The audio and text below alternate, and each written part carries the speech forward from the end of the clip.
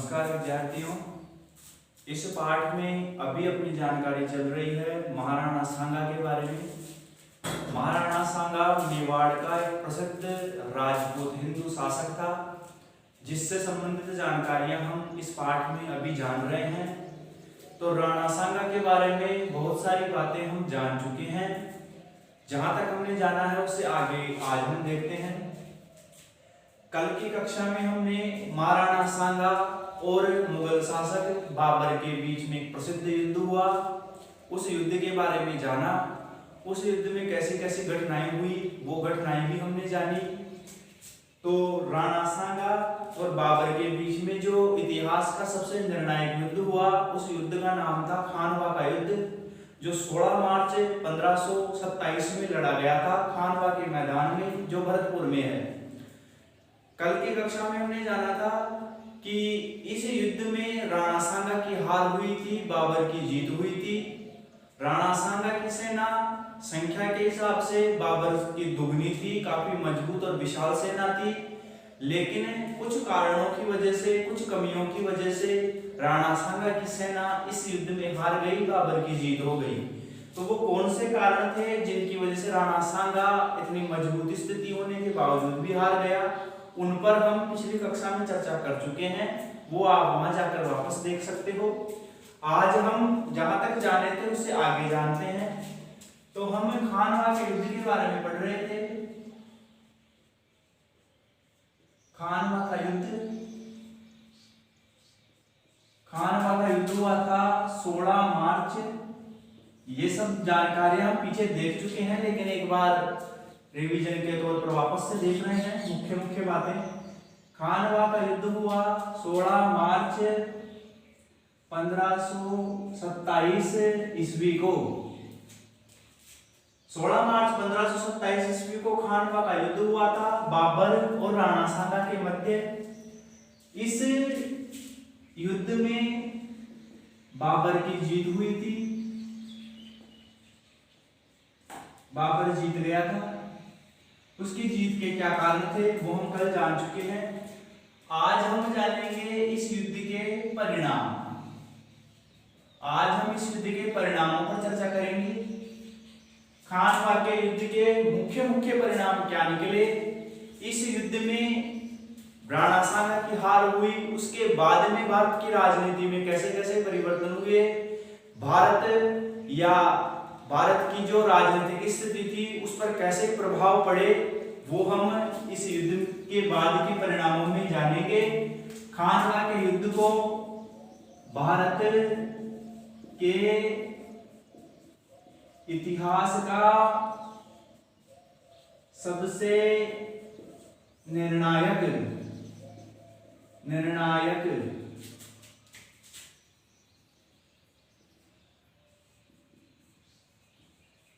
युद्ध कहा जाता है।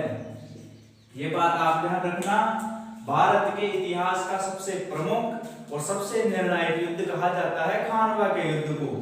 क्यों कहा जाता है? क्योंकि यह युद्ध केवल दो राजाओं के बीच नहीं था, यह युद्ध था दो धर्मों के बीच। एक तरफ इस्लाम धर्म यानी मुस्लिम धर्म और एक तरफ हिंदू धर्म। तो इस युद्ध की वजह से भारत की धार्मिक स्थिति पर भी काफी गहरा प्रभाव पड़ा था। केवल राजनीतिक स्थिति ही नहीं, भारत की धार्मिक स्थिति पर भी इस युद्ध का गहरा प्रभाव पड़ा। यही वो युद्ध था जिसने भारत में मुगल वंश यानी मुस्लिम वंश की जड़ों को मजबूत किया था। अगर इस युद्ध में बाबर हार जाता तो भारत में शायद मुस्लिम वंश इतना शक्तिशाली सिद्ध नहीं होता जितना बाद के सालों में हुआ। तो इसलिए इस युद्ध को भारत का सबसे निर्णायक युद्ध कहा जाता है।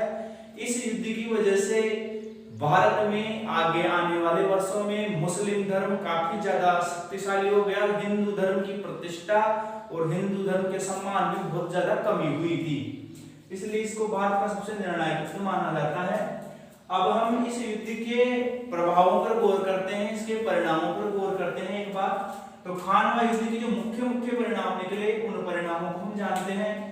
सबसे प्रमुख परिणाम कि सांगा की हार हो गई, वो तो हमें पता है, लेकिन अन्य जो परिणाम है वो परिणाम हम देखते हैं। पहला परिणाम है राजपूतों के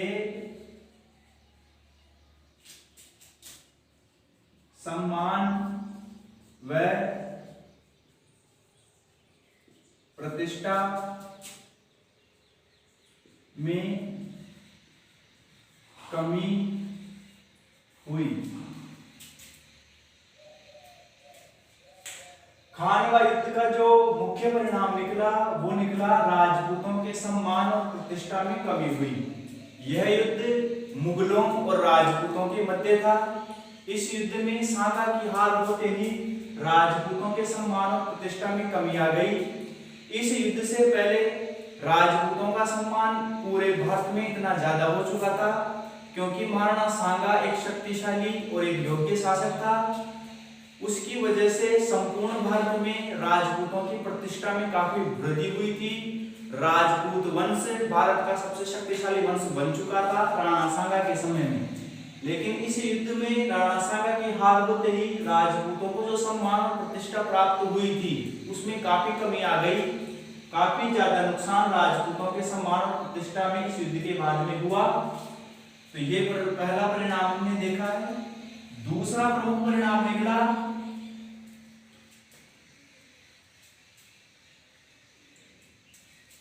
मेवाड़ राज्य की प्रतिष्ठा व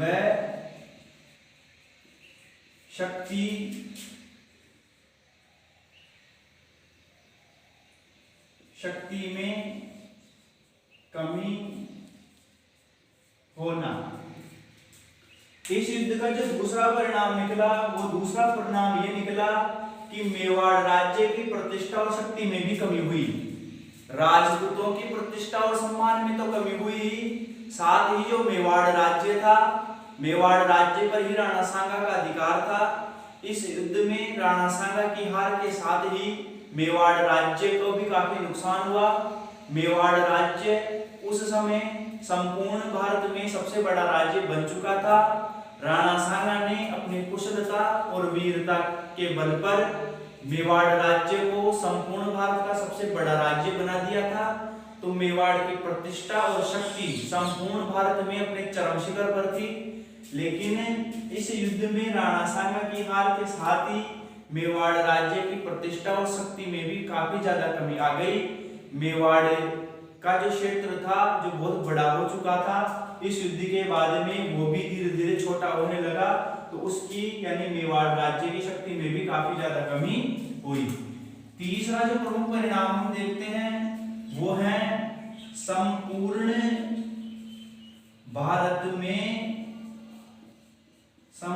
भारत में मुगल वंश की सर्वोच्चता।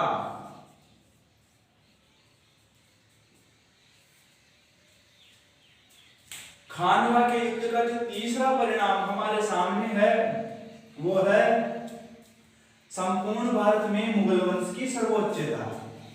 भारत में मुस्लिम वंश मुगल वंश की शुरुआत तो पानीपत के प्रथम युद्ध जो 1526 में हुआ था उसके साथ ही हो गई थी।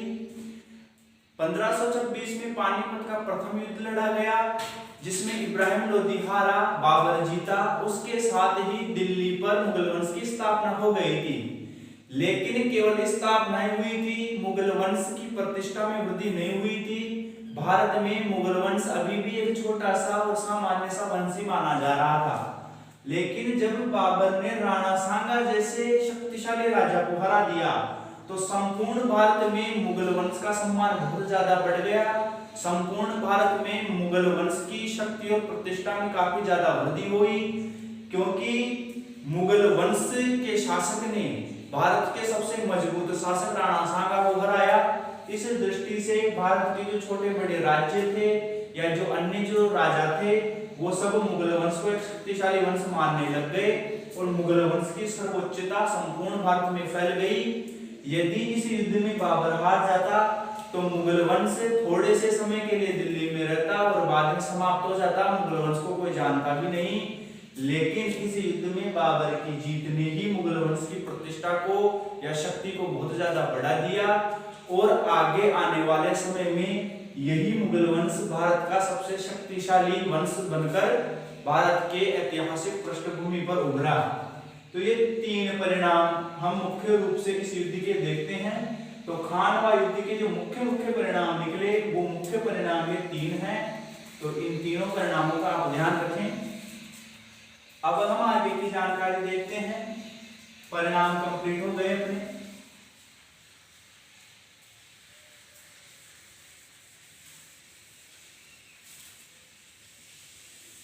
राणा सांगा से संबंधित आगे की जानकारी में हम चर्चा करेंगे।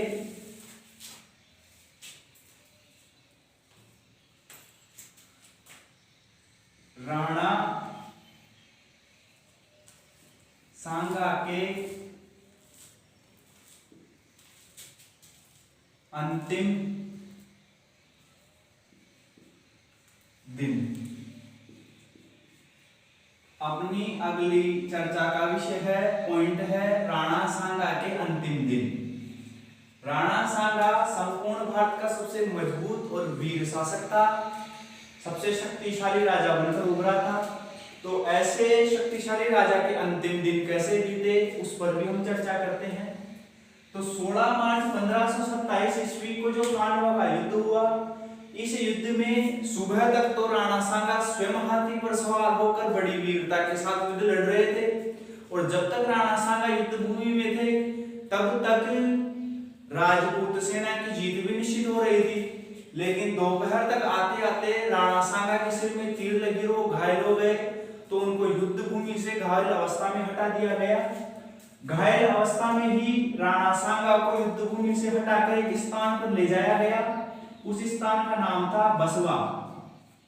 बसवा स्थान पर उनको ले जाया गया। बसवा स्थान था दौसा में। भरतपुर में खानवा के मैदान में युद्ध चल रहा था।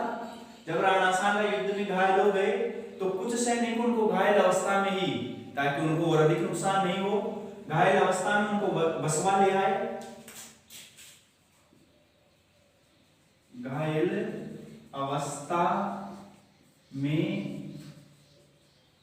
लाया गया।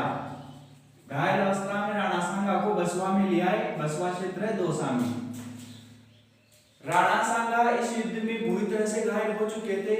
तो कुछ दिनों तक तो वो घायल अवस्था में रहे, लेकिन कुछ दिनों बाद जब राणा सांगा को होश आया तो उन्होंने सबसे पहले युद्ध के परिणामों के बारे में पूछा कि खानवा के युद्ध में क्या परिणाम निकले। तो सैनिकों ने जब उनको बताया कि खानवा के युद्ध में राजपूत सेना की हार हो गई है, बाबर जीत चुका है, तो राणा सांगा को काफी ज्यादा दुख हुआ और वो बड़े क्रोधित भी हुए। तुरंत होश आते ही वो वापस से खड़े हो गए और उन्होंने वचन ले लिया कि जब तक मैं बाबर को दोबारा से नहीं हरा दूंगा तब तक मैं अन्न जल ग्रहण नहीं करूंगा। इस प्रकार का वचन लेकर वो अपने सैनिकों को लेकर घायल अवस्था में ही अभी पूर्ण रूप से ठीक भी नहीं हुए और तुरंत ही वापस से सेना बनाकर बाबर के खिलाफ लड़ाई लड़ने के लिए चल दिए। तो वो वहां से चले और स्थान पर पहुंचे इर्ची। इर्ची नाम का स्थान है, वहां पर वो अपने सैनिकों को लेकर पहुंच गए। लेकिन राणा सांगा के जो सैनिक राजपूत सरदार थे, वो राजपूत सरदार राणा सांगा के इस वचन से काफी ज्यादा चिंतित हो रहे थे। उनको इस बात की चिंता थी कि राणा सांगा अभी पूर्ण रूप से ठीक नहीं हुए हैं, उनके शरीर पर काफी घाव थे, यानी उनकी शारीरिक स्थिति बहुत कमजोर थी। ऐसी अवस्था में वो युद्ध करेंगे, इस बात से राजपूत सरदार काफी चिंतित थे। दूसरी बात, बाबर को हराना बहुत कठिन कार्य भी था, उनकी सेना में भी काफी कमी थी, सेना छोटी हो चुकी थी। तो दोबारा से युद्ध लड़ना बाबर से यह राजपूत सरदारों को अच्छा नहीं लग रहा था। दूसरी तरफ राणा सांगा दोबारा से युद्ध करने के लिए अड़े थे।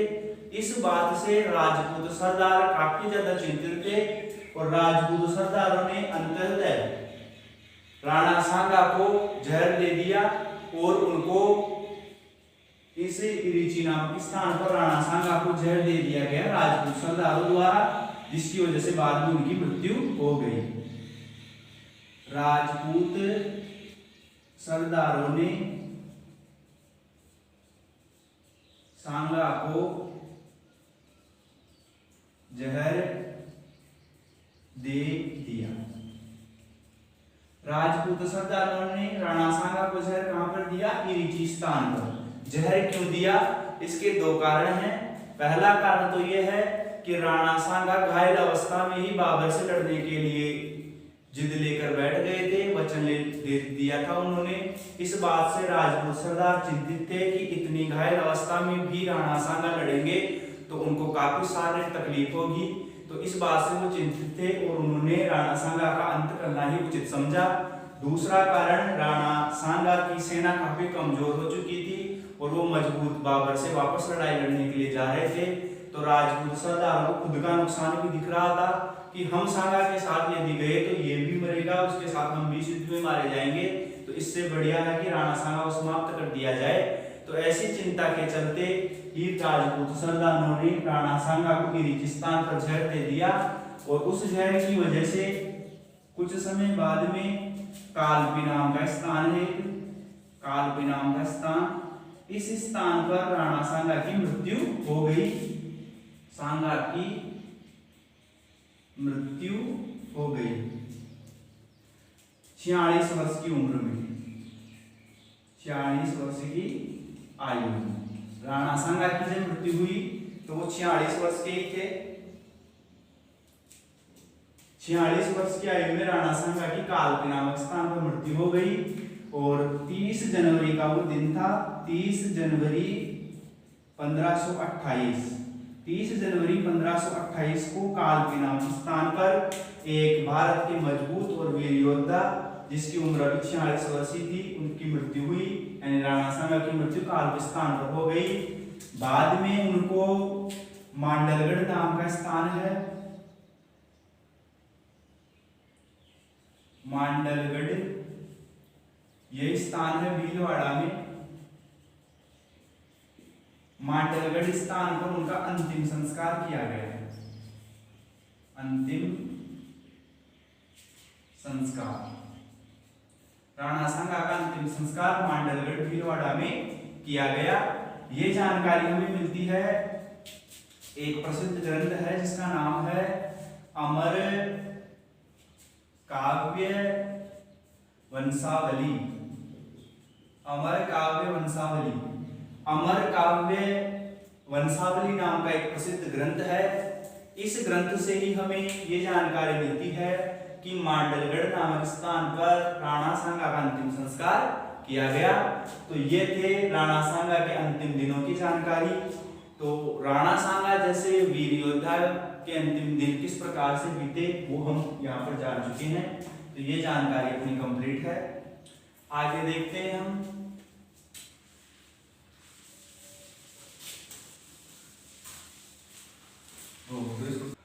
तो आगे की जानकारी में अब हम देखेंगे राणा सांगा का मूल्यांकन,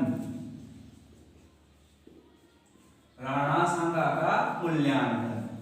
तो ये भी परीक्षा में एक महत्वपूर्ण प्रश्न बनता है, राणा सांगा के मूल्यांकन को समझाइए। तो अब हम राणा सांगा एक व्यक्तित्व के रूप में, एक व्यक्ति के रूप में किस प्रकार के व्यक्ति थे उस पर चर्चा करेंगे। राणा सांगा के गुण और अवगुणों को हम विस्तार से समझेंगे। तो आप सभी को पता है कि राणा सांगा जैसा वीर योद्धा अब तक भारत में नहीं हुआ था।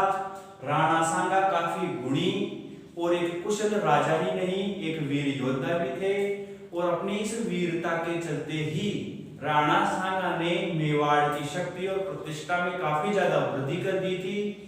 संपूर्ण भारत में हिंदू नरेशों में राणा सांगा जैसा सम्मानित व्यक्ति उस समय पूरे भारत में कहीं नहीं था।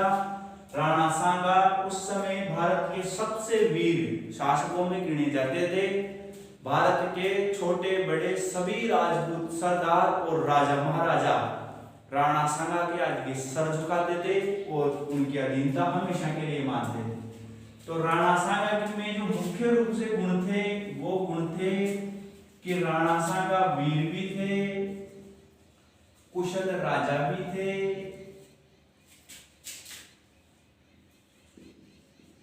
कुशल राजा भी थे। राणा सांगा के गुणों को हम देखते हैं। इसके अलावा वो उदार प्रवृत्ति के भी थे।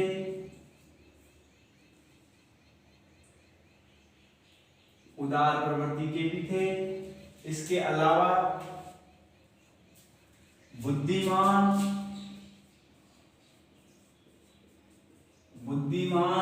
व न्यायपरायण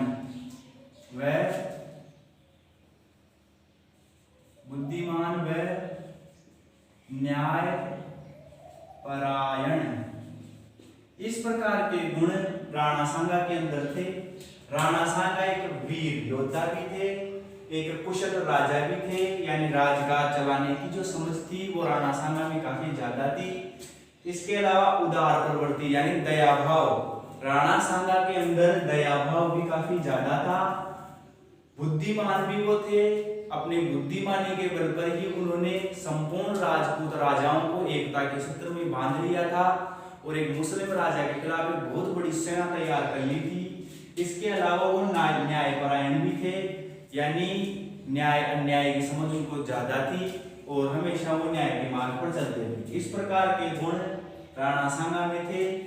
आगे हम देखते हैं कि राणा सांगा शारीरिक दृष्टि से भी काफी मजबूत शासक थे। युद्ध भूमि में उनका मुकाबला सैकड़ों सैनिक भी एक साथ नहीं कर सकते थे, यानी लड़ने की कुशलता उनके अंदर बहुत ज्यादा थी।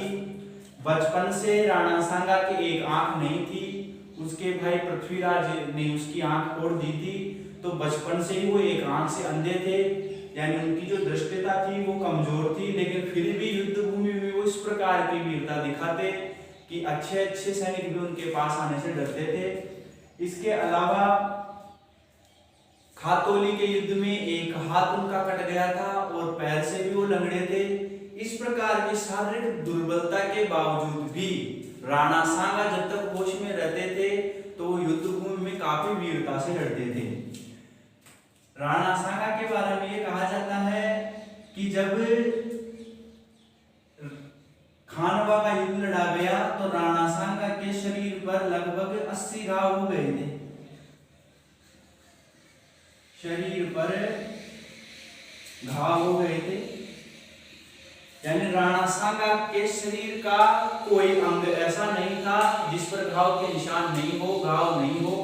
तो इतने सारे घाव होने के बाद भी जब उनको होश आया तब उन्होंने बाबर से लड़ने की इच्छा प्रकट की। तो इस बात से हम समझ सकते हैं कि शारीरिक दृष्टि से राणा सांगा काफी मजबूत शासक थे, उनकी वीरता बहुत ज्यादा थी। राणा सांगा के शरीर में इतने घाव होने के बावजूद भी वो युद्ध भूमि में बड़ी कुशलता से लड़ते थे। आगे उनके गुणों पर हम चर्चा करते हैं कि राणा सांगा कुशल राजा थे, यानी राजा होते हुए अपनी प्रजा के लिए जन कल्याण के कार्य करवाना, इसमें भी राणा सांगा बहुत आगे ही रहे। अपने मेवाड़ राज्य की जनता या जो साधारण जनसामान्य लोग हैं उनके लिए जन कल्याण के कार्य कराना, विकास के कार्य कराना, ये भी राणा सांगा करते रहते थे। इसके अलावा दया भाव और उदारता भी उनके अंदर बहुत ज्यादा थी। गुजरात के शासक को उन्होंने हराया, मालवा के शासक को उन्होंने हराया, उनको हराकर बंदी बना लिया। बंदी बनाने के बाद में दया भाव दिखाते हुए उनको छोड़ दिया। ये सब घटनाएं प्रकट करती हैं कि राणा सांगा उदार प्रवृत्ति के यानी दया प्रवृत्ति के शासक भी थे, यानी अपने शत्रु के प्रति भी उनके मन में दया का भाव था। तो उदार और दया भाव भी राणा सांगा के अंदर बहुत ज्यादा था। राणा सांगा एक बुद्धिमान शासक भी थे। ये राणा सांगा की बुद्धिमानी की कुशलता ही थी कि राजपूत राजा जो हमेशा एक दूसरे से लड़ते रहते थे, कभी भी एकता में नहीं बंधते थे, कभी भी एक होकर नहीं लड़ते थे। इस प्रकार की स्थितियां होने के बावजूद भी राणा सांगा ने अपनी बुद्धिमानी के बल पर खानवा के युद्ध में राजस्थान ही नहीं संपूर्ण भारत के राजपूत राजाओं को एकता में बांध लिया था। यानी वही राजपूत राजा जो एक दूसरे से लड़ते रहते थे, एक दूसरे से शत्रुता का भाव रखते थे, उन सबको एकता के सूत्र में बांधना ये राणा सांगा की बुद्धिमानी कुशलता का प्रभाव था। तो यानी राणा सांगा एक बुद्धिमान शासक भी थे। इसके अलावा न्यायपरायणता यानी न्याय करने में भी राणा सांगा बहुत आगे थे।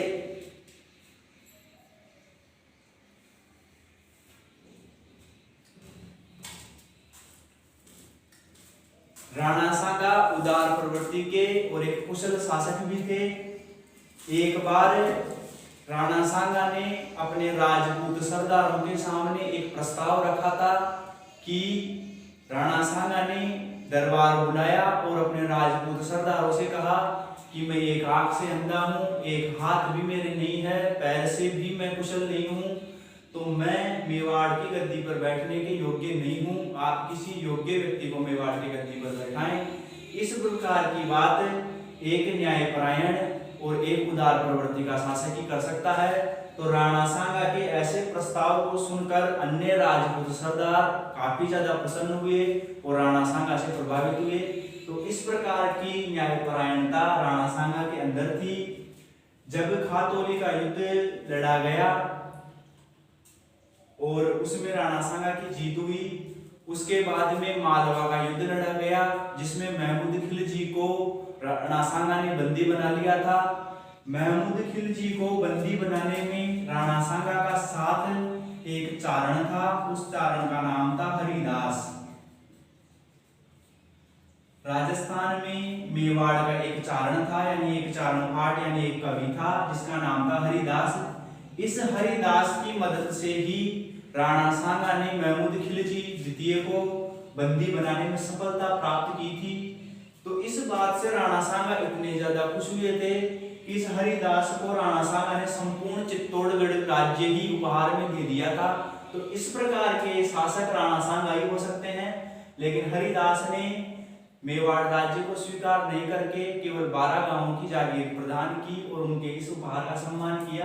तो इस प्रकार के उदार प्रवृत्ति के शासक राणा सांगा थे। तो हम कह सकते हैं कि राणा सांगा उस समय भारत के संपूर्ण हिंदू नरेशों में सबसे सम्मानीय और सबसे वीर शासक थे।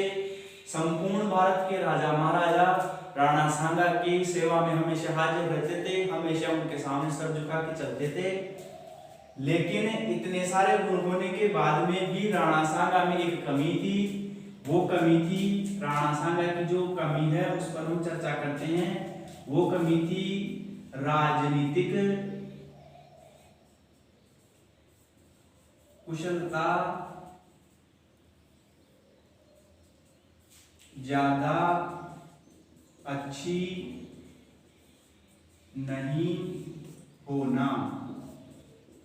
इतने सारे गुण होने के बाद में भी राणा सांगा में एक कमी थी। वो कमी थी राजनीतिक कुशलता ज्यादा अच्छी नहीं होना। वैसे तो राणा सांगा राजनीति और कूटनीति में भी निपुण थे, लेकिन फिर भी उनकी राजनीतिक कुशलता को ज्यादा अच्छी नहीं कहा जा सकता, क्योंकि गुजरात के शासक, मालवा के शासक जैसे मुस्लिम शत्रुओं को राणा सांगा ने हराया, उनको बंदी बना लिया और फिर बाद में छोड़ दिया। ये बात ये सिद्ध करती है कि राणा सांगा राजनीतिक कुशलता में कमजोर ही थे, क्योंकि एक प्रबल शत्रु को बंदी बनाकर वापस उसको छोड़ देना ये किसी राजा के लिए उदारता की दृष्टि से तो अच्छी बात हो सकती है, लेकिन राजनीतिक कुशलता की दृष्टि से अच्छा नहीं था। इसके अलावा खानवा के युद्ध में बाबर के संधि प्रस्ताव के झांसे में आकर उसको सेना की मजबूत करने का समय देना, ये कुछ ऐसी घटनाएं हैं जिससे ये सिद्ध होता है कि राणा सांगा में राजनीतिक कुशलता में थोड़ी कमी थी और इसी कमी की वजह से वो संपूर्ण भारत के सम्राट बनने से थोड़े से चूक गए।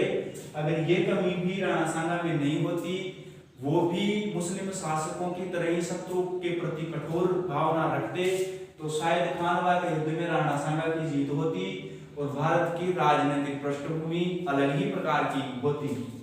तो ये